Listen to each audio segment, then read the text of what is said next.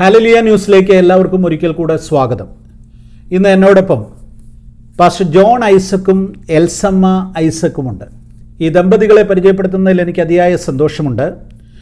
ഇവർ നേതൃത്വം കൊടുക്കുന്ന മൗണ്ട് ഒലിവ് മിനിസ്ട്രി എന്ന പേരിലുള്ള ഒരു പ്രസ്ഥാനം സുവിശേഷ പ്രവർത്തനങ്ങളിൽ വളരെ സജീവമായി ഇടപെടുന്നു. ദീർഘവർഷങ്ങളായി ഹൂസ്റ്റൺ പട്ടണത്തിൽ താമസിച്ചുകൊണ്ട് കർത്താവിൻ്റെ മഹത്വമുള്ള ശുശ്രൂഷ വിവിധ നിലകളിൽ ചെയ്തുകൊണ്ടിരിക്കുന്ന അനുഗ്രഹീതനായൊരു ദൈവദാസനാണ് ഇദ്ദേഹം. ഈ അഭിമുഖം എടുക്കുന്നതിനുള്ള പ്രധാനപ്പെട്ടൊരു കാരണം അദ്ദേഹം ഇതേപോലെ ധാരാളം ആളുകളുടെ അഭിമുഖം എടുത്തിട്ടുള്ള ഒരാളാണ്. അപ്പം നിരവധി പേരെ ഇൻ്റർവ്യൂ ചെയ്തിട്ടുള്ള ഒരാളെ സംബന്ധിച്ചിടത്തോളം അദ്ദേഹത്തെ ഞാൻ ഇൻ്റർവ്യൂ ചെയ്യുകയാണ്. അദ്ദേഹം എനിക്ക് തോന്നുന്ന ജീവിതത്തിൽ ആദ്യമായിട്ടാണ് ഒരു ഇൻ്റർവ്യൂവിന് വേണ്ടി ഇരിക്കുന്നത്. അപ്പം ഒരു കാര്യം ഓർക്കണം, ഞാൻ ധാരാളം ആളുകളെ ഇൻ്റർവ്യൂ ചെയ്തിട്ടുണ്ട്, ഇതുവരെ ആരും എന്നെ ഇൻ്റർവ്യൂ ചെയ്തിട്ടില്ല. ഓക്കെ. അപ്പം പശ്ചാത്തലം എന്ന് പറഞ്ഞാൽ ചെങ്ങന്നൂരാണ് സ്വദേശം. ചെങ്ങന്നൂരിലെ ബുധനൂർ എന്ന ഗ്രാമത്തിലാണ് ജനിച്ചു വളർന്നത്. വർഷങ്ങളായിട്ട് ചെങ്ങന്നൂർ ബുധനൂരൊക്കെ പണ്ട് മുതലേ പെന്തിക്കോസ് ഉള്ള ഒരു സ്ഥലമാണ്. പക്ഷേ അച്ഛൻ പെന്തിക്കോസ് അല്ലായിരുന്നു. അന്നല്ലായിരുന്നു. ഞങ്ങൾ പെന്തിക്കോസ് അല്ല എന്ന് പറയുന്നതിലുപരിയായിട്ട് കടുത്ത ഓർത്തഡോക്സ് വിശ്വാസവും എതിരായിരുന്നു. കാരണം അന്ന് കുടുംബത്തിൽ അച്ഛനുണ്ട്, ഓർത്തഡോക്സ് സഭയിലെ ഒരു അച്ഛൻ, ഒരു വൈദികരുള്ള കുടുംബം എന്ന് പറയുമ്പോൾ തന്നെ അന്ന് എല്ലാവരും ആദരിക്കുന്ന ഒരു വ്യക്തിയാണെന്നുള്ള അച്ഛന്മാരെന്നൊക്കെ അന്ന് പറയുന്നത്. ഇന്നും അങ്ങനെ അച്ഛന്മാരുള്ള കുടുംബങ്ങൾ എന്ന് പറയുന്നത് എല്ലാവരും ആദരിക്കുന്ന കുടുംബം തന്നെ. എന്നാൽ അന്ന് പ്രത്യേകിച്ച് ഞങ്ങളുടെ കുടുംബത്തിൽ നിന്ന് അച്ഛൻ, എൻ്റെ ഫാദറിൻ്റെ ജ്യേഷ്ഠൻ്റെ മോനാണ് അച്ഛന്. അച്ഛൻ കുടുംബത്തിൽ നിന്ന് മാറിക്കഴിഞ്ഞിട്ടും ആ പ്രദേശത്തുള്ളവർ അയലത്തുകാരൊക്കെ ഇങ്ങനെ വഴക്കിടുകയോ നാട്ടിലെ ആ ഒരു രീതിയൊക്കെ അങ്ങനെയുള്ള കാര്യങ്ങളൊന്നുമില്ലാതെ വളരെ ഭയഭക്തി ബഹുമാനത്തോടു കൂടി കഴിഞ്ഞിരുന്ന ഒരു സഭയാണ്. പ്രത്യേകിച്ച് ശനിയാഴ്ച രാത്രികളൊക്കെ ഞാൻ നോക്കുന്നുണ്ട്. ശനിയാഴ്ച രാത്രിയിൽ ഞങ്ങളുടെ വീട്ടിൽ ഒരു ഉത്സവമാണ്. കാരണം പിറ്റേ ദിവസം മധുവായി കയറാൻ ചേട്ടന്മാരൊക്കെ കുപ്പായം തേക്കുന്നു. പിന്നെ ഞങ്ങൾക്ക് ചെറുപ്പത്തിലെ സന്തോഷം ശനിയാഴ്ച പഠിക്കണ്ട, ശനിയാഴ്ച വൈകിട്ട് പഠിത്തത്തിൽ നിന്ന് നാളെ പള്ളിയിൽ പോകാനുള്ള പ്രിപ്പറേഷനും അവരെല്ലാം പള്ളിയോട് വളരെ അടുത്ത ബന്ധമുള്ള അങ്ങനെ ഒരു ഓർത്തഡോക്സ് പാരമ്പര്യത്തിൽ തന്നെ ഞങ്ങൾ ഭക്തിയോടുകൂടി തന്നെ ഞങ്ങളെല്ലാവരും, ഞങ്ങൾ 6 ആണും 3 പെണ്ണുങ്ങളുമാണ്, സഹോദരിമാർ എല്ലാവരും ഉണ്ട്. ഇന്ന് 2-3 പേര് നിത്യതയിലായിരിക്കുന്നു. എന്നാലും ഞങ്ങൾ അവിടെ നിന്നും ദൈവം വിശ്വാസത്തിലേക്ക് വരുവാനുള്ള ഇവിടെ വന്നതിന് ശേഷമാണ് ആ മുഖാന്തരങ്ങളൊക്കെ ഉണ്ടാകുന്നത്. ഓക്കെ. അതിനു മുമ്പ് തന്നെ അച്ഛൻ്റെ പേഴ്സണൽ ലൈഫ്, പിന്നെ ബാല്യകാലം ഒക്കെ ഒന്ന് ഓർക്കുമ്പം ഈ അച്ഛന്മാരൊക്കെ ഉള്ളൊരു കുടുംബത്തിൽ ജനിച്ചു വളർന്നു, പള്ളിയും പട്ടക്കാരും ഒക്കെ ആയിട്ടുള്ള ബന്ധത്തിലൊക്കെ വളർന്നു വന്നു. അച്ഛൻ്റെ പിന്നെ ബാല്യകാലത്ത് തന്നെ ഒരു രാഷ്ട്രീയ പ്രവർത്തനമായി മാറിയെന്നാണ് എൻ്റെ ചിന്ത, അല്ലേ? യെസ്. രാഷ്ട്രീയ പ്രവർത്തനം എന്ന് പറഞ്ഞാൽ നിങ്ങൾ എന്നെ കമ്മ്യൂണിസ്റ്റ് ആക്കിയെന്ന് പറഞ്ഞ പോലെ എനിക്കെന്ന് അത്ര താല്പര്യമില്ല. എന്നാൽ എൻ്റെ കൂട്ടുകാരുടെ എല്ലാം വളരെയധികം ഫോഴ്സ് ഉണ്ട്. എന്നെക്കൊണ്ട് അത് പറ്റുമെന്നുള്ള അവരുടെ ആ കണക്കൂട്ടം അനുസരിച്ച് അങ്ങനെ തുടക്കത്തിൽ പ്രവർത്തിക്കാനൊക്കെ അവരുടെ കൂടെ നിന്ന് പ്രവർത്തിച്ചു. അങ്ങനെ ഞങ്ങളുടെ ആ മണ്ഡലത്തിൽ 7 പഞ്ചായത്തുകളുണ്ട്. അതിൻ്റെയൊക്കെ 71-73 അതിൻ്റെ മണ്ഡലം പ്രസിഡൻ്റായിട്ടൊക്കെ അവരെന്നെ തിരഞ്ഞെടുത്തു. അങ്ങനെ രാഷ്ട്രീയമായിട്ട് അച്ഛൻ്റെ ലീഡറാണ് ഇപ്പം കേരളം ഭരിക്കുന്ന ആഭ്യന്തരമന്ത്രി അദ്ദേഹമായിട്ട് വളരെ അടുത്ത ബന്ധമുണ്ട്. ഞങ്ങൾ ഒന്നിച്ച് ഞങ്ങൾ രണ്ടുപേരും മറക്കാത്ത ഒരു പ്രധാന സംഭവമുണ്ട്. ഞങ്ങൾ അന്ന് പണ്ട്, എനിക്ക് ആ ഇയർ ഓർക്കുന്നില്ല, മേ ബി 74-75, അന്ന് ഈ ഭാഗ്യനാഥ് ഭാഗ്യനാഥ് എന്ന് പറയുന്ന വലിയൊരു മജീഷ്യൻ ഉണ്ട്. ചങ്ങനാശ്ശേരി കോളേജിൽ വെച്ച് ഒരു മാജിക് ഷോ ഉണ്ട്. അന്നേരം ഞങ്ങളെല്ലാം കൂടെ കാറിൽ അദ്ദേഹത്തെ കയറ്റിക്കൊണ്ട് ഞങ്ങൾ അത് കാരണം അതിൻ്റെ ആ മജീഷ്യൻ്റെ ഏറ്റവും മെയിനായിട്ടുള്ള ഒരു പോർഷൻ എന്ന് പറഞ്ഞാൽ തൻ്റെ മകൾ വിധുബാല് ഒരു പെട്ടിക്കകത്തിട്ട് വാളിട്ട് 2ആയിട്ട് മുറിക്കും. That is the major thing. അന്നത്തെ വലിയൊരു അത് കാണാനായിട്ട് വലിയൊരു ജനം ടിക്കറ്റും ഒക്കെ എടുത്ത് ഞങ്ങളങ്ങനെ പോയി. അത് അദ്ദേഹം എപ്പോഴായാലും അദ്ദേഹം മറക്കില്ല എന്ന് ഞങ്ങൾ തമ്മിൽ ഓർക്കുമ്പോൾ വലിയൊരു സംഭവമാണ്. അങ്ങനെ പോയി. പിന്നെ രാഷ്ട്രീയത്തിൽ ബാലജന സഖ്യത്തിലും രാഷ്ട്രീയത്തിലും ഒക്കെ തുടർന്ന് പ്രവർത്തിക്കുവാൻ ഇടയായി. രമേശ് ചെന്നിത്തലയായിട്ട് ഇപ്പോഴും അടുപ്പമുണ്ടോ? തീർച്ചയായിട്ടും. ഞങ്ങൾ കഴിഞ്ഞ പ്രാവശ്യം നാട്ടിൽ ചെന്നപ്പോൾ ഭവനത്തിൽ പോവുക, അദ്ദേഹത്തിനൊരു ബൈബിൾ കൊടുക്കുകയൊക്കെ ചെയ്തു. എന്നാലും വളരെ നമ്മൾ ഉദ്ദേശിക്കുന്നതിനെക്കാട്ടി തിരക്കേറിയ ലൈഫാണ് ഈ രാഷ്ട്രീയക്കാർക്ക് പൊതുവെ. നമ്മളവരുടെ ഭവനത്തിൽ പോകാന്നെ കാണാൻ ചില മരിച്ച വീട്ടിൽ ആൾ നിൽക്കുന്ന പോലെ ഇന്നും രാവിലെ ഒരു കൂട്ടം ആൾക്കാർ പ്രശ്നങ്ങളുമായിട്ട് അവിടെ വെക്കും. എന്നിട്ട് ഇതിൻ്റെയൊക്കെ തലവേദന, നമുക്കൊരു വീട് ഭരിക്കാനുള്ള ബുദ്ധിമുട്ട് നമുക്കറിയാം. അപ്പോൾ ഇത്രയും കാര്യങ്ങളൊക്കെ ചിന്തിച്ച് അത് പിന്നെ പുള്ളി ചെറുപ്പമുള്ള KSU സ്കൂൾ ജീവിതത്തിൽ KSUവിൻ്റെ പ്രസിഡന്റ് തൊട്ട് ഓരോ ചവിട്ടുപടികൾ അതിൻ്റെ കടന്നു വന്നതുകൊണ്ട് രാഷ്ട്രീയത്തിലുള്ള ഏത് പ്രശ്നങ്ങളും പരിഹരിക്കാൻ ഇന്നും അദ്ദേഹത്തിൻ്റെ കഴിവുകൊണ്ട് ഇപ്പോൾ ആഭ്യന്തരമന്ത്രി ആയിരിക്കുന്നു. കഴിഞ്ഞ പ്രാവശ്യം ഞങ്ങൾ ആഭ്യന്തരമന്ത്രി ആയിരുന്നപ്പോഴാണ് അവിടെ പോയതും സഹകരിച്ചതും ഒക്കെ. ഇപ്പോഴും എന്തെങ്കിലും നമുക്കങ്ങനെ അവരെ കൊണ്ടൊന്നും സാധിക്കാനൊന്നുമില്ല. എന്നാൽ ആ സ്നേഹബന്ധം, പഴയ സ്നേഹബന്ധം പുലർത്തുന്നു മാത്രമേ ഉള്ളൂ. ഓക്കെ.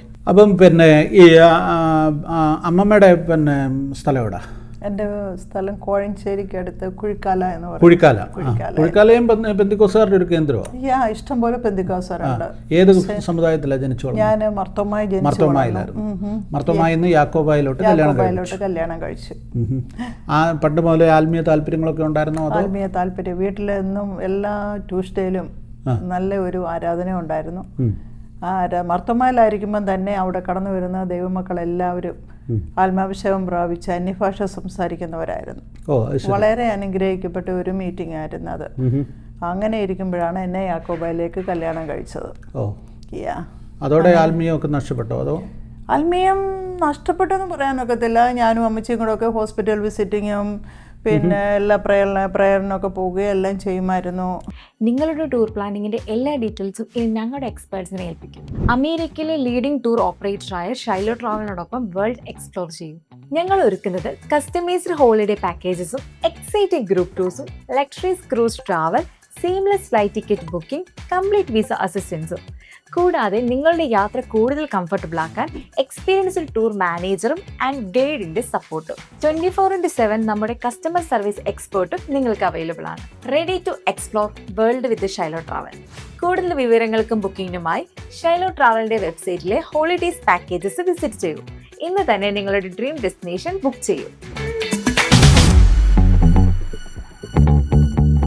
അച്ഛൻ്റെ പ്രൊഫഷൻ വൈസ് എന്തുമായിരുന്നു? ഞാൻ ഇവിടെ ഒരു കമ്പനി പ്രൊഫഷൻ, ഞാൻ നാട്ടിൽ ഞാൻ അങ്ങനെ ജോലി ചെയ്തിട്ടില്ല. 76 കോളേജ് കഴിഞ്ഞ് പെട്ടെന്ന് ഗൾഫിലേക്ക് പോകാൻ. അന്നത്തെ എവിടെയായിരുന്നു? ഗൾഫിൽ അബുദാബിയിലായിരുന്നു. എത്ര വർഷം ഉണ്ടായിരുന്നു? ഏതാണ്ട് 20 വർഷത്തോളം. 20 വർഷം അബുദാബിയിലുണ്ടായിരുന്നു. അവിടെ അബുദാബി ഉണ്ടായിരുന്നതുകൊണ്ട് അവിടുത്തെ എമിറേറ്റ്സ് എല്ലാം വളരെ പരിചയമായി. കാരണം ചെന്ന് ഒരു വർഷം കഴിഞ്ഞപ്പോഴേ എനിക്ക് ഡ്രൈവിംഗ് ലൈസൻസ് കിട്ടി. വളരെ ചെറുപ്പമല്ല, അന്നേരം വണ്ടി ഓടിക്കാനുള്ള ആഘോഷം കൊണ്ട് സത്യത്തിൽ ആ കട്ടിലെ കിടക്കുന്ന സമയം മാത്രമേ ഉള്ളൂ വീട്ടിൽ. ബാക്കി സമയം എന്തെങ്കിലും കാരണങ്ങൾ കൊണ്ട് വണ്ടി കൊണ്ട് കിടക്കുന്ന പരിപാടിയായിരുന്നു.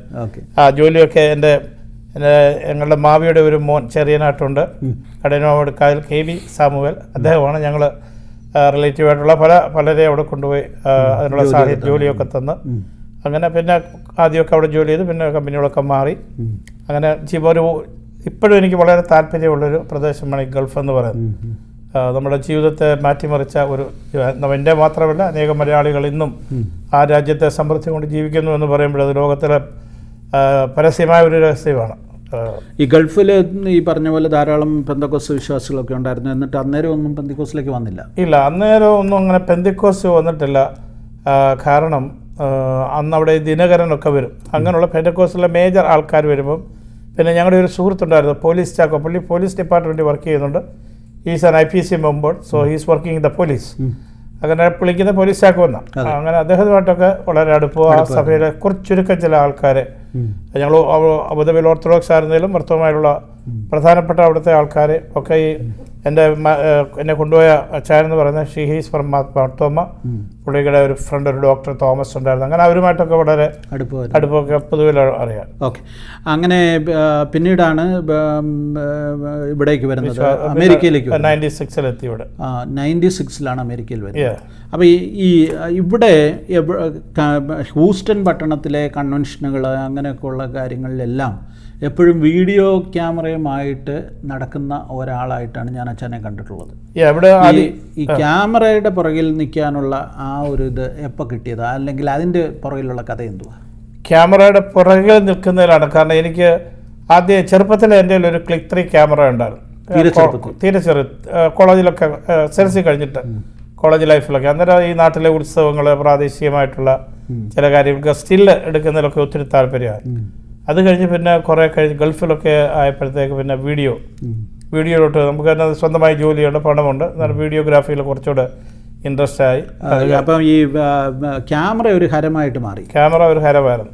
അത് സ്റ്റില്ലായാലും വീഡിയോ ആയാലും ചെറുപ്പം മുതൽ. പിന്നെ ഇവിടെ വന്നു കഴിഞ്ഞ് വിശ്വാസത്തിലേക്ക് വന്നു കഴിഞ്ഞ് ഞങ്ങൾ ഓരോ ചർച്ചിലെ അന്നത്തെ മീറ്റിങ്ങുകൾ എടുക്കാൻ തുടങ്ങി. സഭായോഗങ്ങൾ, അങ്ങനെയുള്ള പ്രധാനപ്പെട്ട സാക്ഷ്യങ്ങൾ. അല്ല, ഇവിടെ വന്നു കഴിഞ്ഞ് വിശ്വാസത്തിലോട്ട് വരുന്നത് എങ്ങനെയാണ് അതൊന്ന് പറഞ്ഞു. വിശ്വാസത്തിലോട്ട് വരുവാനുള്ള മുഖാന്തരം എന്ന് പറഞ്ഞാൽ ഞാനും 2 മക്കളുമായിട്ടാണ് ഇവിടെ വരുന്നത്. ഗൾഫിൽ നിന്ന് 1 മാസത്തേക്ക് നാട്ടിൽ പോയി. ഇവിടെ വന്നു കഴിഞ്ഞാൽ എൻ്റെ വൈഫ് മരിച്ചുപോയി. പെട്ടെന്നൊരു ഹാർട്ട് പ്രോബ്ലം, ഒരു പ്രത്യേകമായിട്ട് രീതിയിൽ. അങ്ങനെ അത് കഴിഞ്ഞ് അപ്പോഴീ അമേരിക്കയുടെ സ്ഥിതി, ഞാനും 2 മക്കളും മാത്രമായി അവശേഷിച്ചു. അന്നേരം തീർച്ചയായിട്ടും ഒരു ദൈവികമായി കുറച്ചുകൂടെ അടുപ്പം വേണം, വചനം കൂടുതൽ അറിയണം. അങ്ങനെ ഒരു താല്പര്യം മനസ്സിലുണ്ടായത് കൊണ്ടാണ്. പിന്നെ എൻ്റെ ഒരു cousin pastor Lukose Yohannan from Oklahoma, he's one of our relative. അങ്ങനെ അദ്ദേഹം ആ സമയത്ത് എന്നോട് വന്ന് വചനം സംസാരിക്കുകയും അങ്ങനെ വിശ്വാസത്തിലേക്ക് കടന്നു വന്ന് പിന്നെ പൂർണ്ണമായിട്ട് എൻ്റെ ഒരു പ്രത്യേക സ്വഭാവം എന്ന് പറഞ്ഞാൽ ഒരു കാര്യത്തിന് ഇടപെട്ട് കഴിഞ്ഞാൽ അത് എന്താന്ന് പറഞ്ഞാലും അതിനകത്ത് സാമ്പത്തികമായിട്ടോ സമയമോ എന്ത് എതിർപ്പ് വന്നാലും അത് സാധിച്ചെടുക്കുക, എൻ്റെ സക്സസ്സിലേക്ക് എത്തിച്ചേരുക എന്നുള്ളൊരു കാര്യം ഞാൻ ചെറുപ്പം മുതലേ കീപ്പ് ചെയ്യുന്നുണ്ടായിരുന്നു. അതുകൊണ്ട് വിശ്വാസി വന്നപ്പോഴും അതിൻ്റേതായിട്ടുള്ള തീവ്രതയോടുകൂടി മീറ്റിങ്ങുകൾ എടുക്കാനും ഇവിടുത്തെ പ്രധാനപ്പെട്ട അതിനുശേഷം ഹൂസ്റ്റലിലെ പല മീറ്റിങ്ങുകൾ, ഈവൻ IPS ഹെബ്രോൻ്റെ ഗ്രൗണ്ട് ബ്രേക്ക് തന്നെ തറക്കല്ലിടുന്ന വർഗീസ് പാസ്റ്ററായിരുന്നു, തറക്കല്ലിടുന്ന വീഡിയോ, ലിവിങ് വാട്ടറിൻ്റെ ആ ചർച്ചിൻ്റെ ഉദ്ഘാടനത്തിൻ്റെ വീഡിയോ, അങ്ങനെ മേജർ വീഡിയോസൊക്കെ ഞാൻ ചെയ്തു കൊടുക്കുന്നുണ്ട്. അപ്പോൾ അങ്ങനെ പിന്നെ ഈ ഇവിടെ വന്ന് അധികം താമസിക്കാതെ തന്നെ ഒരു പെന്തക്കോസ്ത് അനുഭവത്തിലേക്ക് മാറ്റപ്പെട്ടു വന്നു. അമ്മമ്മയുടെ ലൈഫിൽ ഈ പെന്തക്കോസ്ത് അനുഭവം എങ്ങനെ ഉണ്ടായി? പെന്തക്കോസ്ത് അനുഭവം, എൻ്റെ ഹസ്ബൻഡിന് ബ്ലഡ് ക്യാൻസർ ആയിരുന്നു. എൻ്റെ മമ്മിയും പപ്പയും ആക്ച്വലി എന്നെ കല്യാണം കഴിച്ചു കഴിഞ്ഞപ്പോഴത്തേന് മമ്മിയും പപ്പയും വിശ്വാസത്തിൽ വന്നു. നേരത്തെ സ്നാനപ്പെട്ടതായിരുന്നു, പക്ഷെങ്കിൽ വീട്ടിലെ ആരാധനയൊക്കെ നിമിത്തം പള്ളിയിൽ നിന്ന് അവരെ മുടക്കാനിടയായി. അത് നിമിത്തം അവർ പെന്തക്കോസ്ത് ആരാധനയിൽ കടന്നുപോയി. അവിടുന്ന് അവരുടെ പ്രാർത്ഥന, പേരൻസിൻ്റെ പ്രാർത്ഥന ഏറ്റവും വലിയ. അന്നേരം അങ്ങനെ എന്നെ ദൈവം ആകർഷിച്ചു. എൻ്റെ ഹസ്ബൻഡ് അസുഖമായി, ബ്ലഡ് ക്യാൻസറായിട്ട് പുള്ളി മരിച്ചുപോയി. അത് കഴിഞ്ഞ് ദൈവം ദർശനം. അതിന് മുൻപേ ഞാൻ തീരുമാനമെടുത്തു, പക്ഷെങ്കിൽ എനിക്ക് ഇറങ്ങാൻ പറ്റിയില്ല. യാക്കോബായിലായിരുന്നു, പള്ളിയുടെ അടുക്കലായിരുന്നു, പല എതിർപ്പുകളുണ്ടായിരുന്നു. നമ്മൾ തീരുമാനം എടുത്താലും അതിൻ്റെ മുന്നിലേക്ക് ഇറങ്ങാൻ പറ്റാതെ ഇരുന്ന നിമിത്തം പിന്നെ ദൈവം ദർശനം തന്നു. പുള്ളി മരിച്ചു കഴിഞ്ഞു. 1 വർഷം കഴിഞ്ഞപ്പോൾ ഞാൻ പോയി സ്നാനപ്പെട്ടു. അങ്ങനെ ദൈവത്തിനായിട്ട് കുഞ്ഞുങ്ങൾക്ക് വേണ്ടിയിട്ട് ജീവിക്കണം എന്നുള്ള ആ ഒരു തീരുമാനത്തോട് ഞാൻ അങ്ങനെ വിശ്വാസത്തിലായത്. നിങ്ങൾ ഒന്നിച്ചിട്ട് എത്ര കാലമായി? ഒന്നിച്ച് 2001-ലായി. 25 വർഷമായി. ഓക്കെ, നിങ്ങളുടെ കുടുംബജീവിതത്തിൽ ഒന്നിച്ച് ഈ ഒരു മിനിസ്ട്രി ആയിട്ട് ഈ വീഡിയോ എടുക്കുക, അത് കൊടുക്കുക, അതൊരു മിനിസ്ട്രി ആയിട്ട് ചെയ്യാനായിട്ട് നിങ്ങൾക്ക് സാധിച്ചു. എനിക്ക് തോന്നുന്നത് ആൻറ്റിയാണ് ഇതെല്ലാം എഡിറ്റ് ചെയ്യുന്നത്, അല്ലേ? ഞങ്ങൾ ഇവിടെ വന്നു കഴിഞ്ഞപ്പം ദൈവത്തിനായിട്ട് എന്ത് വേലും ചെയ്യണം. ദൈവം നമ്മളെ വിളിച്ചിറക്കിയത് വാഗ്ദത്തങ്ങൾ നമുക്ക് തന്നിട്ടുണ്ട്. അന്നേരം നമുക്ക് ദൈവത്തിനായിട്ട് എന്തെങ്കിലും ചെയ്യണമെന്ന് ഞങ്ങളിങ്ങനെ വിചാരിച്ചിരുന്നപ്പം ദൈവം ഒരു ദർശനം തന്ന് അന്നേരം ഞങ്ങളിങ്ങനെ ദൈവത്തിൻ്റെ ആ ശബ്ദം കേട്ടുകൊണ്ട് ഞങ്ങൾ വീഡിയോയുമായിട്ട് എന്തെങ്കിലും മിനിസ്ട്രി ചെയ്യണം. ചർച്ചിലെ വീഡിയോ ഇങ്ങനെ എടുത്തു കഴിഞ്ഞപ്പോൾ അന്നത്തെ പാസ്റ്റർ ക്ലെമന്റ് വർഗീസ് പാസ്റ്ററാണ്, ക്ലെമന്റ് പാസ്റ്റർ പറഞ്ഞു, വെറുതെ നിങ്ങൾ എന്നും ഇത് വീഡിയോ ചെയ്യുന്നുണ്ട്, നിങ്ങൾ ഇതൊരു മിനിസ്ട്രി ആയിട്ട് രജിസ്റ്റർ ചെയ്യും. അങ്ങനെ പുള്ളിയുടെ നിർബന്ധം കൊണ്ടാണ് ഇതൊരു മിനിസ്ട്രി ആയിട്ട് രജിസ്റ്റർ ചെയ്തത്. മൗണ്ട് ഒലിവ് മിനിസ്ട്രി എന്നൊക്കെ. ഞങ്ങൾ ആദ്യം ഒലിവ് ഗാർഡൻ എന്നുള്ള പേരാണ് അവിടെ. ഒലിവ് ഗാർഡൻ ഇവിടുത്തെ ഒരു റെസ്റ്റോറൻറ്റ് ഉണ്ട്. ഗവൺമെന്റ് നമുക്ക് ആ പേര് കിട്ടിയില്ല. അന്നേരം പിന്നെ അടുത്ത സെക്കൻഡ് ഓപ്ഷൻ ഇത് കൊടുത്തത് അവർ ടെക്സാസ് ഗവൺമെന്റുമായിട്ട് രജിസ്റ്റർ ചെയ്ത് നമുക്ക് ലൈസൻസും കാര്യങ്ങളും എല്ലാം അന്ന് തൊട്ട് 2010 തൊട്ട് 2008 ഞങ്ങൾ മിനിസ്ട്രി തുടങ്ങി. 2010 രജിസ്റ്റർ ചെയ്തു. അങ്ങനെ ഇരിക്കുമ്പോൾ എല്ലാ ഇവിടുത്തെ മേജർ കൺവെൻഷനുകളെല്ലാം ഞാൻ കവർ ചെയ്യുമായിരുന്നു. അതിനവർക്ക് CD ഒക്കെ എടുത്ത് കൊടുക്കുകയും അതിന് വേണ്ടതായിട്ട്. കാരണം അത് കഴിഞ്ഞ് 2012 അന്നത്തെ ഇവിടുത്തെ സിറ്റി മേയറായിരുന്ന Tom Abraham, he's also from Kuzhikkala, Kozhencherry. എന്നാലും ഞങ്ങളിങ്ങനെ വീഡിയോ ഒക്കെ എടുക്കുന്നത് അറിഞ്ഞപ്പോൾ പുള്ളി ഒരു ദിവസം ഞങ്ങളോടൊന്ന് ചോദിച്ചു, ഐ തിങ്ക് ദാറ്റ് ഫോണിൽ വിളിക്കാനല്ലേ, ഫോണിൽ വിളിച്ച ദിവസം ഒരു കോൾ വന്നു, നമുക്കിങ്ങനെ ഒരു മലയാളം ചാനലുണ്ട്, എനിക്ക് ചെയ്യാമോ എന്ന് ചോദിച്ചു. എനിക്ക് ഈ ചാനലിൻ്റെ ഒരു പരിപാടി അറിയത്തില്ല. നമ്മൾക്ക് ഈ പറഞ്ഞ പോലെ എന്തിനും എടുത്തയാണെന്നൊരു സ്വഭാവം. ഞാൻ ധൈര്യമായിട്ട് പറഞ്ഞു ചെയ്യാമെന്ന് പറഞ്ഞു. ചെയ്യാന്ന് പറഞ്ഞാൽ അങ്ങനെയാണെങ്കിൽ ഇന്നടത്ത് വരണം എന്നൊക്കെ പറഞ്ഞ് അവിടെ ചാനൽ 28 എന്ന് പറയുന്ന ഒരു മലയാളം ചാനൽ നമുക്കായിട്ട് തന്നു. തന്നെന്ന് മാത്രമല്ല ഇവിടെ നിന്ന് അമേരിക്കയിൽ നിന്ന് 2 എയർ ചെയ്യുന്നുള്ളൂ. ഒന്ന് ന്യൂയോർക്ക്, പിന്നെ 2ാമത് ഹൂസ്റ്റൺ ഇവിടെ ഞങ്ങളാ ചെയ്യുന്നത്. ബാക്കി ഏഷ്യാഡ്, സൂര്യ ഇങ്ങനെയുള്ള എല്ലാം പാക്കേജ് ആയിട്ട് വരുന്നത്.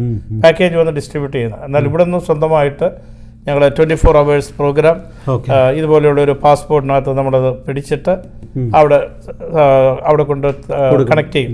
അവിടെ ഒരു മാനേജർ മൊത്തം എല്ലാ ചാനലും നോക്കാറുണ്ട്. അങ്ങനെ പ്രശ്നമൊന്നുമില്ല. എന്തെങ്കിലും എറർ വരികയാണെങ്കിൽ ഹി വിൽ കറക്റ്റ് അങ്ങനെ ചെയ്യും. ആ ഒരു സംവിധാനത്തിൽ അങ്ങനെ 1-2 വർഷങ്ങൾ അത് എന്നിട്ട് ഒരു സുപ്രഭാതത്തിൽ ഇവിടുത്തെ മലയാളം ടിവിയിലെ പെന്തിക്കോസുകാരുടെ പ്രസംഗവും പാട്ടുമൊക്കെ വന്നപ്പം നാട്ടിൽ തന്നെ എല്ലാവർക്കും ഇത് എങ്ങനെ ഹാപ്പൻ ആയെന്നുള്ളത്. കാരണം നേരത്തെ ചർച്ചയോ കാര്യങ്ങളോ ഒന്നുമില്ലാത്ത എല്ലാവർക്കും ഒരു അത്ഭുതമായിരുന്നു. ദൈവം സഹായിച്ച് കുറച്ച് നാളത് കൊണ്ട് നടക്കുവാനൊക്കെ സാധിച്ചു. ആദ്യകാലങ്ങളിലൊക്കെ സാമ്പത്തികമായി എല്ലാ ചർച്ചിനും സഹായം ഉണ്ടായിരുന്നു. പിന്നീട് ഒരു സാമ്പത്തിക ബുദ്ധിമുട്ടിലേക്കൊക്കെ വന്നപ്പോൾ ഒരു നിർത്തേണ്ടതായിട്ടുള്ളൊരു സാഹചര്യം വന്നു. പിന്നെ ഞങ്ങൾക്ക് അതിലൊരു സന്തോഷം എന്ന് പറഞ്ഞാൽ അന്നിവിടെ ഫൊക്കാന ഇവിടെ ഹൂസ്റ്റണിൽ വെച്ചാണ് നടന്നുകൊണ്ടിരുന്നത്. ആ ഫൊക്കാനയുടെ മീറ്റിങ്ങിൽ സംബന്ധിക്കാൻ ഷിക്കാഗോയിൽ നിന്ന് വന്ന 2 സഹോദരിമാർ നമ്മുടെ ടിനു പാസിൻ്റെ മെസ്സേജ് കേട്ട് അവർ രക്ഷയുടെ അനുഭവത്തിലേക്ക് നമ്മുടെ ടെലികാസ്റ്റ് മൂലം ഒക്കെ ബാക്കി നമ്മൾ പലരും കാണുമായിരിക്കുള്ളതേ ഉള്ളൂ. അനേകർക്ക് അതൊരു വിടുതലായിരുന്നു. കാരണം ഒരു മുസ്ലിം സഹോദരന്മാർക്കായ എല്ലാവർക്കും വീട്ടിലിരുന്ന് ദൈവവചനം കേൾക്കാൻ ആരും അറിയാതെ അങ്ങനൊരു സംവിധാനമായിരുന്നു. അന്നൊക്കെ ഞങ്ങൾക്ക് ഉറങ്ങാൻ 1-2 മണിക്കൂറൊക്കെ ഉറങ്ങുന്നത്. കാരണം ഇപ്പോൾ അവിടെ ജോലിയും കാര്യങ്ങളും ജോലി കഴിഞ്ഞിട്ട് വന്നിട്ടാണ് 1-2 മണിക്കൂർ അന്നൊക്കെ അന്ന് കുറച്ചുകൂടെ യങ് ആയിരുന്നു. സോ ആരോഗ്യപരമായിട്ടൊന്നും ഞങ്ങളെ അഫക്ട് ചെയ്തു. ഇതിനകത്ത് പ്രസംഗം മാത്രമാണോ അതോ പാട്ടും? എല്ലാ പാട്ടും പ്രസംഗം, ഓൾ ആക്ടിവിറ്റീസ്, പ്രസംഗം, പാട്ട്. അന്ന് നമുക്ക് ഉണ്ടായിരുന്ന സ്കിറ്റ്, പിന്നെ യൂട്യൂബിൽ നിന്ന് എടുക്കുന്ന ചില സ്കിറ്റുകൾ, അങ്ങനെയൊക്കെയുള്ള 24 hour നമുക്ക് പ്രോഗ്രാം വേണം. അന്നേരം കിട്ടുന്നതൊക്കെ നമ്മളങ്ങ് പല ഓർത്തഡോക്സ് സഭയിലെ അച്ഛന്മാരുടെയും പാസ്റ്റർമാരുടെയും ക്രിസ്ത്യൻ സമൂഹത്തിൽ നമുക്ക് ആരെയെല്ലാം കിട്ടുമോ അവരെയൊക്കെ ചേർത്ത് വെച്ച് അങ്ങനെ 24 hours കവർ ചെയ്യാൻ സാധിച്ചു. അത് ഈ വീട്ടിലെ പ്രായമായിട്ട് വന്ന പേരൻസ് ഒത്തിരി അനുഗ്രഹമായിരുന്നു. കാലം. ഇന്ന് യൂട്യൂബ് ഇത്രയും സജീവമല്ലാത്തൊരു കാലമായിരുന്നു. ഇപ്പോഴല്ലേ, അത് കഴിഞ്ഞാൽ പിന്നെ അല്ലേ നമ്മൾ ഇതാകുമ്പം പേരൻസ് വീട്ടിൽ ഇരുന്ന് എപ്പോഴും ഇത് കണ്ടോണ്ട് നിർത്തി കഴിഞ്ഞുണ്ടെങ്കിൽ എല്ലാവരും വിളിക്കാൻ തുടങ്ങി, എന്തേ കാണാൻ പറ്റുന്നില്ല. ഞങ്ങൾക്ക് അത് കേട്ടപ്പം ഭയങ്കര വിഷമം തോന്നിയായിരുന്നു. പക്ഷെ അതിന് നമുക്ക് അതിനുള്ള മീറ്റ് ചെയ്യാനുള്ള ഫണ്ട് ഉണ്ടാകുന്നില്ല. അല്ല, സത്യത്തിൽ നിങ്ങൾ ഈ വീഡിയോ എടുക്കുകയും ചർച്ചകളുടെ ഒക്കെ എടുക്കുകയൊക്കെ ചെയ്യുന്നത് ഈ സാമ്പത്തികമായിട്ട് അവർ പിന്നെ പണം പ്രതീക്ഷിച്ചായിരുന്നോ ചെയ്തത്? ഇല്ല, സാമ്പത്തികമായിട്ട്. കാരണം ഞങ്ങൾക്ക് ജോലിയുണ്ട്. അതിൻ്റെ ഒരു ദശാംശം എന്നുള്ള രീതിയിൽ അത് ഞങ്ങളുടെ ഉദ്ദേശമായിരുന്നല്ലോ. ദൈവത്തിന് വേണ്ടി എന്തെങ്കിലും ചെയ്യുക, അതിന് പുറകെ കൂടെ കാശ് വാങ്ങിക്കാന്ന് പറഞ്ഞാൽ ഇവിടുത്തെ എല്ലാ ചർച്ചസിനും അതറിയാം. ഞങ്ങളെ എല്ലാ കൺവെൻഷൻ ഫസ്റ്റ് ഞാനങ്ങ് വരിക എന്ന് പറയത്തേ ഉള്ളൂ. വീഡിയോ എടുക്കും, പബ്ലിഷ് ചെയ്യും. അല്ലാതെ സൗജന്യമായിട്ട് തന്നെ അത് ചെയ്യാനൊന്ന് സഹായിച്ചു. ഓക്കെ. അപ്പം അങ്ങനെ ഒത്തിരി പേരെ സുവിശേഷം അറിയിക്കാനുള്ള ഒരു മാധ്യമമായിട്ട് അത് ഉപയോഗപ്പെട്ടു. ചാനലിന്റെ വർക്കുകൾ 2 വർഷം നടത്തി അല്ലേ? ചാനലിന്റെ വർഷം കൊണ്ട് നടത്തി. ആ സമയത്തൊക്കെ അനേകരെ ദേവദാസന്മാരെ നമ്മുടെ ചർച്ചകളിലെ കുഞ്ഞപ്പി പാസ്റ്റർ, നിത്യ വിശ്രമിക്കുന്ന VM pastor, Mariamma Thampi, Sam Mathew pastor, ഇവിടെ ഉള്ള ഒരു വാണി ജയറാം എന്ന് പറയുന്ന ഒരു സഹോദരി, ഇങ്ങനെ ഒത്തിരി പേരെ ആ ലൈനിൽ ഇന്റർവ്യൂ വിത്തെന്ന് പറഞ്ഞ് ഇടാൻ സാധിച്ചിട്ടുണ്ട്. അത് ആക്ച്വലി ഞങ്ങളുടെ ജീവിതത്തിന് ഒരു സന്തോഷമായിരുന്നു. ഏറ്റവും സന്തോഷമുള്ള ഒത്തിരി സന്തോഷം. ഞങ്ങൾ ഉറങ്ങുന്നില്ല, പക്ഷെ എന്നുണ്ടെങ്കിൽ ദൈവത്തിനായിട്ട് ചെയ്യുന്നുണ്ടെങ്കിൽ നമുക്ക് പിന്നെയും ചെയ്യണമെന്നുള്ള ആ ഒരു സന്തോഷമായിരുന്നു. പിന്നെ ഈ അച്ഛന് വേറൊരു കാര്യം ചെയ്യുന്നത്, നിങ്ങൾക്കൊരു വേൾഡ് ക്രിസ്ത്യൻ പ്രെയർ ലൈൻ ഉണ്ട് അല്ലേ? ഉണ്ട്.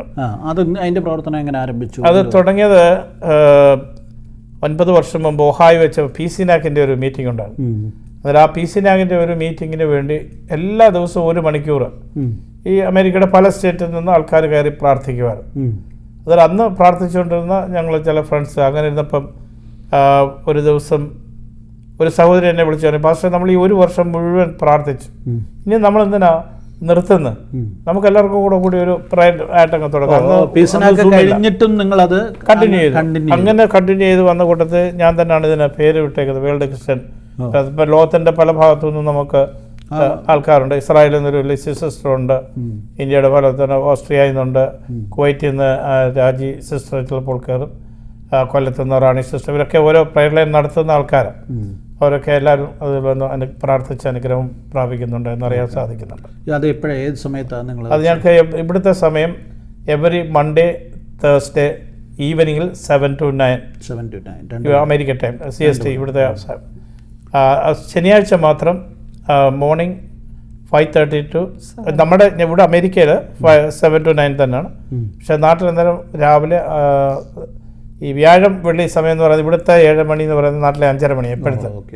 അന്നേരം പ്രഭാത പ്രാർത്ഥനയ്ക്ക് എണ്ണിക്കുന്നവർക്ക് അതൊരു സൗകര്യം. രാവിലെ ഉണരുന്ന പ്രായമുള്ളവരൊക്കെ അങ്ങനെ 40-45 സൂമിലാണോ നടക്കുന്നത്? ഇപ്പം അത് സൂമിൽ. ആദ്യം ഞങ്ങൾ ഫോണിൽ കൂടെ, അന്ന് സൂമില്ലായിരുന്നല്ലോ, അന്ന് ഇത് ഫോണിൽ കൂടെ നടത്തിക്കൊണ്ടിരുന്നത്, ഇപ്പം സൂമിൽ കൂടെ. ഓക്കെ. ഈ പിന്നെ ഇത് ഈ പ്രെയർ ലൈനും പിന്നെ ഈ ഒലിവ് മിനിസ്ട്രിയുടെ മൗണ്ട് ഒലിവ് മിനിസ്ട്രിയിൽ വേറെ എന്തെങ്കിലും കാര്യങ്ങൾ ചെയ്യുന്നുണ്ടോ, വീഡിയോ എടുക്കുന്നതല്ലാതെ? ഞാൻ വീഡിയോ എടുത്ത് പബ്ലിഷ് ചെയ്യുകയാണ് മെയിനായിട്ട് നമ്മളതാ ചെയ്യുന്നത്. ഈ സുവിശേഷം നമ്മൾക്ക് പോയി പറയാനൊക്കാത്തടത്തോളം ഇതൊരു വലിയ മാധ്യമമാണല്ലോ, ഫാഷൻ അറിയാമല്ലോ കാര്യം. അതുകൊണ്ട് ആ രീതിയിലാണ്, അതാണ് ഏറ്റവും കൂടുതൽ കോൺസെൻട്രേഷൻ. പിന്നെ നമ്മൾ സ്വന്തമായ നിലയിൽ ചില ചാരിറ്റികളൊക്കെ ആവശ്യം അറിഞ്ഞ്, ഇതിനകത്ത് ഈ പ്രെയർ ലൈനകത്ത് നമുക്കൊരു പിരിവോ കാര്യങ്ങളോ ഒന്നുമില്ല. അങ്ങനെ വെച്ചാൽ ആരും പ്രാർത്ഥിക്കാൻ പറ്റത്തില്ല. മറ്റ് നമ്മൾ സ്വന്തമായ നിലയിലൊക്കെ നമ്മുടെ കഴിവ് പോലൊക്കെ സഹായിക്കുന്നു. ഓക്കെ. ഈ ദൈവം അത്ഭുതകരമായി പരിപാലിച്ച നടത്തിയ വിധങ്ങൾ പറഞ്ഞാൽ അച്ഛന് പറയാനുള്ള അനുഭവങ്ങൾ എന്തൊക്കെയാണ്? ദൈവം പരിപാലിച്ച് നടത്തിയെന്ന് പറഞ്ഞാൽ നമ്മുടെ ഏറ്റവും പല പ്രതിസന്ധികൾ, ഈവൻ ഗൾഫിൽ വെച്ചായാലും അതുപോലൊക്കെ ആയാലും, ദൈവം നമ്മൾക്ക് അവിടെ ഒരു വിടുതൽ തരുമ്പോഴാണ് നമുക്ക് ബോധ്യം വരുന്നത്, ഇവിടെ ദൈവം നമ്മൾ ഇത്രമാത്രം സ്നേഹിക്കുന്നുണ്ടല്ലോ എന്ന്. അപ്പോൾ ജീവിതത്തിൻ്റെ പല പ്രയാസങ്ങൾ, പ്രത്യേക എനിക്ക് ഏതാണ്ട് 9 വയസ്സായപ്പോൾ എൻ്റെ മദർ മരിച്ചുപോയി. അത് എന്നെ സംബന്ധിച്ചിടത്തോളം അതൊരു വലിയ നഷ്ടമായിരുന്നു. ആ മദർ ഉണ്ടായിരുന്നെങ്കിൽ ഇന്ന് ഞാൻ കുറച്ചുകൂടെ വേറൊരു മേഖലയിലായിരിക്കുമെന്ന് എനിക്ക് കൃത്യമായ ഉറപ്പുണ്ട്. അന്നേരം അവിടെയൊക്കെ പിടിച്ച സഹോദരിമാരുണ്ടായിരുന്നു. എൻ്റെ ഒരു സഹോദരിയാണ് ചെങ്ങന്നൂരുള്ളത്, അദ്ദേഹത്തിൻ്റെ മകളെയാണ് നമ്മുടെ തങ്കു ബ്രദർ വിവാഹം ചെയ്തിരിക്കുന്നത്. തങ്കു ബ്രദറിൻ്റെ അനന്തരം അനന്തരത്തിയാണ് വൈഫ്. അങ്ങനെ അതുകൊണ്ട് ഞങ്ങൾ ഗൾഫിൽ നിന്നൊക്കെ ചെന്നാലും മിക്കവാറും ഞങ്ങളുടെ സ്റ്റേ ചെങ്ങന്നൂരാണ്. അറിയാൻ യാത്ര ചോദിക്കുമ്പോൾ ഞങ്ങൾ ചെങ്ങന്നൂരാന്നൊക്കെ പറയും. കാരണം ഈ ബുദ്ധൻ എന്ന് പറയുന്ന ഗ്രാമപ്രദേശം പെട്ടെന്ന് എടുത്തറിയില്ല, നമ്മളെല്ലാം അങ്ങനെ ആണല്ലോ, കോട്ടയത്തും ദൂരാണെങ്കിലും കോട്ടയം എന്ന് പറയുന്ന പോലെ. അങ്ങനെ ആയിരുന്നു ഞങ്ങളുടെ ജീവിതം. പല ഘട്ടങ്ങളിലും ദൈവം പല ആക്സിഡൻറ്റിൽ നിന്നൊക്കെ വിടുവിച്ചിട്ടുണ്ട്. ഇവിടെയൊക്കെ എന്ന് പറഞ്ഞാൽ ഞാൻ ചില കാറ് സ്പീഡിൽ ഓടിക്കുന്ന ഒരു ഗ്രൂപ്പിലാണ്. അതിപ്പൊക്കെ മാറി. കഴിഞ്ഞ 25 വർഷമായിട്ട് എനിക്ക് ടിക്കറ്റ് ഒന്നും ഇല്ല എന്ന് പറഞ്ഞ് ഇൻഷുറൻസ് ചെയ്യുന്ന ലെറ്റർ വന്നു. സംഗതി ഇങ്ങനെയൊക്കെയാണെങ്കിലും ദൈവം സൂക്ഷിക്കുന്ന പരിപാലനം തക്ക സമയത്ത്. ഒരു പ്രാവശ്യം ഞങ്ങളൊരു മരണ ശുശ്രൂഷയ്ക്ക് ഡാളസിലേക്ക് ഒരു 3-4 വണ്ടി വളരെ സ്പീഡിൽ പോകുന്നു, 110 പോകുന്നു. 110 ആയപ്പോഴത്തേക്ക് പുതിയ വണ്ടിയായിട്ട് പ്രശ്നമില്ല, എന്നാലും സ്റ്റിയറിംഗ് ഒക്കെ 15 ആയപ്പോഴത്തേക്ക് സ്റ്റിയറിംഗ് വരയ്ക്കാതെ. ഈ കാറുകളെല്ലാം പോകുന്നതുകൊണ്ട് ഞങ്ങൾ ഇതിനെ കുറിച്ച് ആരാന്നറിയത്തില്ല, സ്പീഡിൽ പോകുന്ന കാറിൻ്റെ പുറകെ ഞങ്ങൾ വിട്ടു. അന്നേരം അങ്ങനെ വന്നപ്പോൾ എനിക്കൊരു ഫോൺ വന്നപ്പോൾ ഞാനിങ്ങനെ സ്ലോ, എൻ്റെ വണ്ടി ഒരു 180 ആയി. ഫോൺ ചെയ്ത് അത് കഴിഞ്ഞ് പിന്നെ ഞങ്ങൾ വണ്ടി ഒരു സൈഡിൽ നിർത്തി സംസാരിച്ച് കഴിഞ്ഞ് തിരിച്ചു പോയപ്പോൾ ഈ 3 വണ്ടി പോലീസ് അപ്പുറത്ത് പിടിച്ചിട്ടിരിക്കുന്നു. എനിക്ക് ഈ ഫോൺ കോൾ വന്നില്ലായിരുന്നെങ്കിൽ ഞാനും അതിനകത്ത് പെട്ടുപോയത്. അങ്ങനെ പല ചെറിയ കാര്യങ്ങളായാലും വലിയ കാര്യങ്ങളായാലും ദൈവം നമ്മുടെ കൂടെ ഉണ്ട്, ദൈവം വഴി നടത്തുന്ന ഒരു അമിതമായ വിശ്വാസം ഞങ്ങൾക്കുണ്ട്. ആൻറ്റിയുടെ ലൈഫിൽ ദൈവം പ്രവർത്തിച്ച അനുഭവങ്ങൾ പറയാൻ? അനേക കാര്യങ്ങൾ കൂടി ദൈവം എന്നെ അത്ഭുതമായിട്ട് നടത്തിയിട്ടുണ്ട്. എൻ്റെ കൊച്ചിലെ ആണെങ്കിൽ ചെറുപ്പത്തിലെ കാര്യം പറഞ്ഞാൽ 4ാം ക്ലാസ്സിൽ പഠിക്കുന്നോണ്ട് ടൈഫോയിഡ് വന്ന മരണം ഒത്തിരി സീരിയസ് ആയിരുന്നു. മമ്മി ഇപ്പോഴും എൻ്റെ ഓർമ്മയിലുണ്ട്, മമ്മി പ്രാർത്ഥിക്കുന്ന കാര്യങ്ങളൊക്കെ. അത് കഴിഞ്ഞിട്ട് ഞാൻ 6ാം ക്ലാസ്സിൽ പഠിച്ചുകൊണ്ടിരുന്നോണ്ട് എനിക്കൊരു കാലുവേദന പോലെ വന്നിട്ട് നടക്കാൻ മേലാത്ത സ്റ്റേജിലായി, ഭയങ്കര വേദനയൊക്കെ ആയി, ഞാൻ കിടപ്പിലായി. പല ചികിത്സ ചെയ്തിട്ടൊന്നും കുറവ് വന്നില്ല. ഒരു ദിവസം വേദന കൊണ്ട് കരഞ്ഞ് പ്രാർത്ഥിച്ചുകൊണ്ടിരുന്നപ്പോൾ ഭയങ്കര ഒരു പ്രകാശം, ഒരു കുരിശും കണ്ടു. ഭയങ്കര. പിറ്റേ ദിവസം രാവിലെ എനിക്കത് വിടുതലായിട്ട് മാറി. എന്ന് പറഞ്ഞാൽ അതിൻ്റെ അർത്ഥം നമ്മുടെ പ്രാർത്ഥന ദൈവം കേട്ടു എന്നുള്ളതാണ്. പക്ഷെ അർത്ഥമായില്ല, കൊച്ചായതുകൊണ്ട് ഞാൻ ഇതിനെക്കുറിച്ചൊന്നും ചിന്തിക്കുന്നില്ല. നമ്മൾ ക്രിസ്ത്യാനിയാകുന്നതുകൊണ്ട് ദൈവ പൈതല എന്നുള്ള ഒരു ബോധമാണ് നമുക്ക്. അത് കഴിഞ്ഞിട്ട് പിന്നെ പലതരത്തിലുള്ള പ്രശ്നങ്ങളായി. കല്യാണം കഴിച്ച് കഴിഞ്ഞിട്ട് ഭയങ്കര ഒരു ആക്സിഡൻ്റായി, ബൈക്ക് ആക്സിഡൻ്റായി. അന്ന് ഞാൻ പ്രഗ്നൻ്റ് ആയിരുന്നു, മോളെ 7 മാസം ആയിരുന്നു. അന്നേരം ബൈക്കിൽ നിന്ന് അങ്ങ് തെറിച്ച് വീണു. പുള്ളി ബൈക്ക് വിട്ടുകൊണ്ട് അങ്ങ് പോവുക, ഞാനതേ പിടിച്ചിട്ടുണ്ട്, വിടാൻ പറ്റിയില്ല. എനിക്കൊരു ബോധവും ഇല്ല. പക്ഷേ എല്ലാവരും വിചാരിച്ചു ഞാൻ മരിച്ചെന്ന്. പിന്നെ എല്ലാവരും കൂടെ അലറി വിളിച്ച് സൈഡിൽ നീക്കിയിട്ടു, ഹോസ്പിറ്റലിൽ കൊണ്ടുപോയി. എനിവേ പിന്നെയും ജീവൻ തന്നു.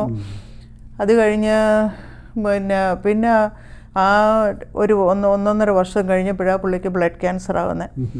അന്നേരം ഒന്നും ഞാൻ വിശ്വാസത്തിൽ വന്നിട്ടില്ല. അന്നേരം പുള്ളി ഗൾഫിൽ സൗദി അറേബ്യയിലായിരുന്നു. പുള്ളിക്കാരൻ വന്നു കഴിഞ്ഞപ്പോൾ പെട്ടെന്ന് ശരീരം ക്ഷീണിച്ച് വരുന്നു. അന്നേരം ശരീരം ക്ഷീണിച്ച് വന്നപ്പോൾ ഞാൻ പറഞ്ഞു ഹോസ്പിറ്റലിൽ കൊണ്ടുപോയി കാണിക്കാം, സുഖമില്ലാതെ വന്നു. അന്നേരം ഡോക്ടർ പറഞ്ഞു ഇത് ലാസ്റ്റ് സ്റ്റേജാണ്, പെട്ടെന്ന് ക്യാൻസറിൻ്റെ ഇത് കൊണ്ട് കാണിക്കാൻ പറഞ്ഞു. അത് എങ്ങനെ ഞാൻ അവിടുന്ന് ഭവനത്തിൽ വന്നതെന്ന് എനിക്കിപ്പോഴും അറിയത്തില്ല. എന്നോട് മാത്രമേ പറഞ്ഞുള്ളൂ. അവിടുന്ന് അത് പെസഹ വ്യാഴാഴ്ചയായിരുന്നു. അത് കഴിഞ്ഞിട്ട് ആ തിങ്കളാഴ്ച നമുക്ക് ഈസ്റ്റർ കഴിഞ്ഞിട്ടേ പോകാൻ പറ്റുള്ളല്ലോ.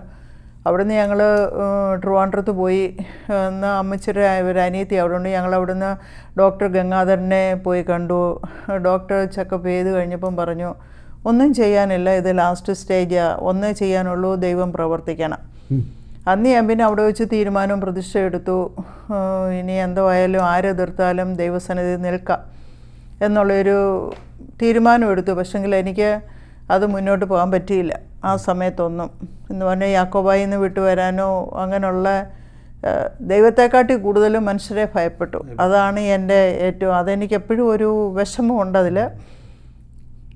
പിന്നെ അവിടുന്ന് തീരുമാനമൊക്കെ എടുത്തു. 2 മാസം കഴിഞ്ഞപ്പോഴത്തേന് പൂർണ്ണമായിട്ടും സാധാരണ ശരീരം പോലെ ബ്ലഡ് കൗണ്ട് എല്ലാം നോർമലായി. ഡോക്ടർ തന്നെ അത്ഭുതമായി, ഇതെന്തോ ചെയ്തു, വേറെ മെഡിസിൻ വല്ലതും കഴിച്ചോ എന്നൊക്കെ ചോദിച്ചു.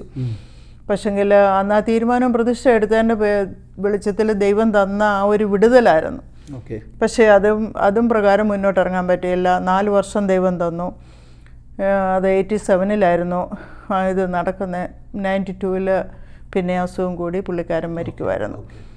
അവിടുന്ന് പിന്നെ പലതരത്തിലും ദൈവം ഇത്രത്തോളം അനേക കാര്യങ്ങളിൽ കൂടി ദൈവം നടത്തി. അച്ഛൻ്റെ നിങ്ങളുടെ രണ്ടുപേരുടെയും ജീവിതത്തിൽ സിമിലർ ആയിട്ടുള്ള പങ്കാളികൾ നഷ്ടപ്പെട്ടു. ജീവിതത്തിൻ്റെ ഏറ്റവും വലിയൊരു വേദനയാണ് അത്. തീർച്ചയായിട്ടും അതുകൊണ്ട് അങ്ങനെ ഉള്ളവരെയൊക്കെ ഞങ്ങൾക്ക് പോയി ആശ്വസിപ്പിക്കാൻ കഴിയുന്നുണ്ട്. അവർ പോകുന്ന അവർ ഗോ ത്രൂ ചെയ്യുന്ന അപ്പോൾ അത് നമുക്ക് ഇമ്മീഡിയറ്റായിട്ട് മനസ്സിലാവും. അവരെയൊക്കെ ആശ്വസിപ്പിക്കാനായിട്ട് ഞങ്ങൾ കഴിവതും അതിനുവേണ്ടി ശ്രമിക്കുന്നുണ്ട്. കൂടുതൽ സമയം ഇങ്ങനെ ദൈവകാര്യങ്ങളിലും ഇപ്പം തന്നെ ഇവിടെ എല്ലാവരും ചോദിക്കുക റിട്ടയർ ചെയ്തിട്ട് നിങ്ങൾ എങ്ങനെ ആയിരിക്കുന്നത്. Actually we R BC. ആ പാസ് കണ്ടല്ലോ, വന്നു കഴിഞ്ഞപ്പോൾ തന്നെ കണ്ടല്ലോ, നമുക്ക് ശകലം സമയം ഇരിക്കാനില്ല. പല പ്രവർത്തനങ്ങൾക്കും പലതുമായിട്ട് ബന്ധപ്പെട്ട മീറ്റിങ്ങും കാര്യങ്ങളുമായിട്ടൊക്കെ ഇങ്ങനെ പോകുന്നു. ഓക്കെ, ഈ രാജ്യത്ത് വന്ന് ഇവിടെ നിങ്ങൾക്ക് സന്തോഷത്തോടെ ജീവിക്കാം, മറ്റു കാര്യങ്ങളിലൊക്കെ ഇടപെടാം, അങ്ങനെയൊക്കെ ഉള്ളപ്പോഴും അതെല്ലാം മാറ്റിവെച്ചിട്ട് സമയം മുഴുവൻ സുവിശേഷത്തിന് വേണ്ടിയും മറ്റുള്ളവരെ ഹെൽപ്പ് ചെയ്യാൻ വേണ്ടിയും ഒക്കെ മാറ്റിവെച്ച് കാര്യങ്ങൾ ചെയ്യുന്നതിൽ ദൈവം ധാരാളമായിട്ട് അനുഗ്രഹിക്കട്ടെ. കൂടുതൽ ശക്തിയോടെ പ്രവർത്തിക്കാനായിട്ട് കർത്താവ് ഇടയാക്കട്ടെ എന്ന് പ്രാർത്ഥിക്കുന്നു. പ്രേക്ഷകരുടെയും പ്രാർത്ഥന നിങ്ങളുടെ കൂടെ ഉണ്ട്. ഒരു കാര്യം കൂടെ, നമ്മൾ ഇത് ഈ സമയത്ത് ഞങ്ങൾക്ക് ഇതിനു വേണ്ടിയൊക്കെ ഹെൽപ്പ് ചെയ്ത ഒരാളുണ്ട്. ഞങ്ങളുടെ ഒരു brother is from Canada, Jerry എന്നാണ് ഇതിൽ പേര്. കാരണം ഞങ്ങൾക്ക് ഈ യൂട്യൂബിൻ്റെ എന്ന് പറയത്തില്ല, അന്ന് ഒരു വിസിറ്റിംഗ് പാസ് ഞങ്ങളുടെ കൂടെ ഡൽഹിയിലായിരുന്നു അദ്ദേഹം, ജോസ് സാമുൽ. ഇന്ന് അദ്ദേഹം അടൂർ, പന്തളം അടൂരാണ്. അദ്ദേഹം പറഞ്ഞത്, നിങ്ങളുടെ ഈ പ്രോഗ്രാം എല്ലാം യൂട്യൂബിലുണ്ട്. ഞാൻ പറഞ്ഞു, പാസ്റ്റർ ഞങ്ങൾക്ക് ഇതിനെക്കുറിച്ച് ഒരു വിവരവുമില്ല. പുള്ളി തന്നെ ഒരു രാത്രി 6 മണി തൊട്ട് പിറ്റേ ദിവസം വെളുപ്പിനെ വരെ ഇരുന്ന് ഉറങ്ങാതെ ഞങ്ങളുടെ കൂടെ നിന്ന് പുള്ളി തന്നെ ഇതെല്ലാം അഡ്ജസ്റ്റ് ചെയ്ത് അതൊരു യൂട്യൂബ് ചാനലായിട്ട് 2008 സ്റ്റാർട്ട് ചെയ്യാനായിട്ട് ദൈവം സഹായിച്ചു. അത് കഴിഞ്ഞിട്ട് അതിൻ്റെ ബാക്കി കാര്യങ്ങളൊക്കെ കാനഡയിലുള്ള ജെറി ബ്രദർ ഞങ്ങളെ ഒത്തിരി സഹായിച്ചു. ഇപ്പോഴും സഹായിച്ചുകൊണ്ടിരിക്കുന്ന, എന്തെങ്കിലും സംശയം വന്നാലോ കാര്യങ്ങളൊക്കെ പുള്ളി ഞങ്ങളെ വളരെയധികം സഹായിക്കുന്നു. ദൈവം കണക്ട് ചെയ്ത ഒരു വഴിയാണ്. അദ്ദേഹത്തെയും കുടുംബത്തെയും ഈ സമയം ഓർക്കുന്നത് ഞങ്ങൾക്കതിൽ വളരെ സന്തോഷമുണ്ട്. ഞങ്ങൾ ഇവർക്ക് വേണ്ടി പ്രാർത്ഥിച്ചുകൊണ്ടിരിക്കുന്നു.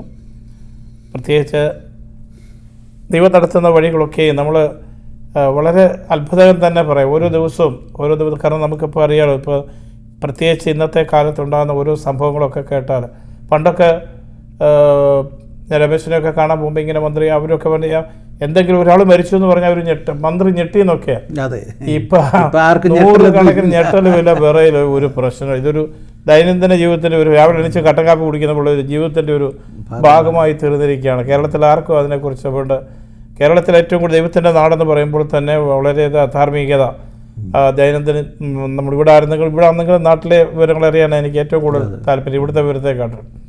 ആ ഒരു സാഹചര്യമൊക്കെയാണ്. അതിനുവേണ്ടിയെല്ലാം നമ്മൾ പ്രാർത്ഥിക്കുകയാണ്. നമ്മൾ ഇനി വൈൻഡപ്പ് ചെയ്യാനുള്ള കാര്യം. അതിനു മുമ്പ് എനിക്കൊരു കാര്യം പറയാനുണ്ട്. പ്രേക്ഷകരോട് എനിക്ക് പ്രത്യേകമായി പറയാനുണ്ട്. ഇന്ന് ദൃശ്യ മാധ്യമ പത്രരംഗങ്ങളിൽ അനേകർ മുന്നോട്ട് വന്നിട്ടുണ്ട്. എന്നാൽ ഈ ഒരു ചുരുങ്ങിയ കാലം കൊണ്ട് ലോകം മുഴുവൻ, കേരളത്തിൽ മാത്രം പ്രോഗ്രാം ചെയ്യുന്നതല്ല, സാംകുട്ടി പാസ് എന്ന് പറഞ്ഞാൽ ഇന്ന് ലോകത്തിലെല്ലാം അറിയപ്പെടുവാൻ അദ്ദേഹത്തിൻ്റെ ആ താല്പര്യം. നമ്മളൊരു ഇമെയിൽ അയക്കാൻ നോക്കിയാൽ, ഒന്നും വേണ്ട, ഫോണിലൊരു ടെക്സ്റ്റ് അയക്കാൻ നോക്കിയാൽ എന്തുമാത്രം സമയമെടുക്കും. അപ്പോൾ ആയിരക്കണക്കിന് വീഡിയോ ഓരോരുത്തരുടെയും സന്നിധിയിൽ ചെന്ന് അതെല്ലാം എടുത്ത് എഡിറ്റ് ചെയ്ത് ഇത് പ്രചരിപ്പിക്കുക എന്ന് പറഞ്ഞാൽ ഇതൊരു വലിയ ഉദ്യമമാണ്. എല്ലാവരെയും കൊണ്ടും ക്യാമറ കൊണ്ടൊന്നും ചെയ്യാൻ പറ്റുന്ന പരിപാടിയല്ല. കാരണം ഞങ്ങളിത് ചെയ്തു വരുന്നതുകൊണ്ട് ഇതിൻ്റെ റിയൽ ബുദ്ധിമുട്ട് ഞങ്ങൾക്കറിയാം. അതുകൊണ്ട് കർത്താവിൻ്റെ ദാസൻ ചെയ്യുന്ന ഏറ്റവും മഹത്തരമായ ഒരു വേലയാണ്. ഇതുമൂലം അത് അനേകർക്ക് പ്രയോജനമുള്ളതായി തീരട്ടെ. ഇന്നും വീണ്ടും അത് വളരെ വിജയത്തോടു കൂടി തന്നെ ദൈവത്തിൻ്റെ ദൈവസന്നിധിയിൽ വെച്ചിരിക്കുന്ന സമർപ്പണത്തിന് തുല്യമായിട്ട് ആ കുടുംബത്തെയും ഓർത്ത് നിങ്ങളെല്ലാവരും പ്രാർത്ഥിക്കണമെന്ന് ഞാൻ ഈ സമയത്ത് ഞങ്ങളുടെ കേൾവിക്കാരോട് അഭ്യർത്ഥിക്കുകയാണ്. Okay, thank you. എല്ലാവരും ഈ കുടുംബത്തെ പ്രാർത്ഥനയിൽ ഓർക്കുക. അവർ ചെയ്യുന്ന മിനിസ്ട്രി കർത്താവിൻ്റെ നാമത്തിൻ്റെ മഹത്വത്തിന് കാരണമായി തീരട്ടെ. Thank you.